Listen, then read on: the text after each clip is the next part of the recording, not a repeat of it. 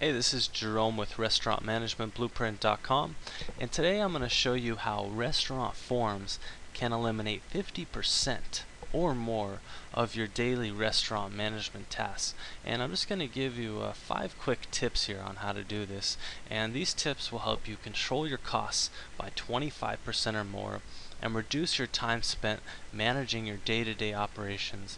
I mean, let's face it, you and I got in this business for the people, the guests, not the phone calls, not the paperwork, not the day-to-day management of employees and inventory and all of that stuff. So the more time you can reduce spending your time on these simple operations, the more time you'll have fun and be more productive in your restaurant. So the first thing I want to show you is create your own restaurant forms, and this is as simple as creating just an inventory sheet or a labor writing schedule sheet, things like that, and make them real easy to use and simple so that you can pass them off to your other managers or other shift supervisors without much training. So doing that will save a lot of time. Also, you're going to provide tools for your team members, your employees, and you cross-train them basically.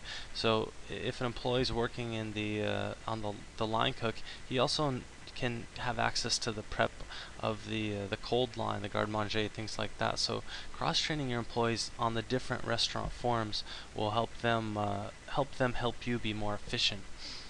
A third thing is use self-managing procedures. I can't stress this enough. A good example is always a disciplinary system, and what you want to do is take the decision making out of your procedures. So if you have a decision making system with a point program, possibly that way you don't have to manage every detail of your employees' days. If someone's late again, you just the procedure is you write them up, and after they get a certain number of points, they get a termination. That way your managers aren't constantly having to go back into their employee profiles and things like that. So you always create self-managing procedures. The next thing is implement SOPs, which are standard operating procedures, and manuals. So for standard operating procedures, a good example is a sequence of service for food and beverage standards. That way your employees know kind of a checklist of step by step how to attack it. You know, if a guest has this question, if a guest is unhappy, what's the standard operating procedure? If you need to do a void, what's the standard operating procedure? Things like that will save you a lot of time. It's basically your FAQ, if you will, for training.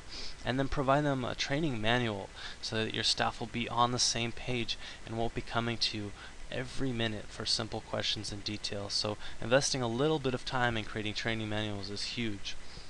Last thing is streamline your processes, and what I mean by this is enlist the help of other maybe services. There's a lot of online services that a lot of which are free and some of which are low cost per month that will maybe help you write your schedules or help you with your inventory systems, things like that.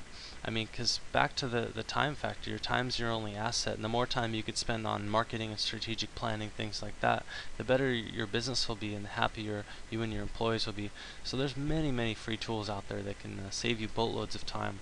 If you want to get a head start, head over to my blog, www.restaurant-forms.com, and there's a lot of free restaurant forms that you can kind of plug into and get you started. So this is Jerome Chiaro from Restaurant Management Blueprint signing out.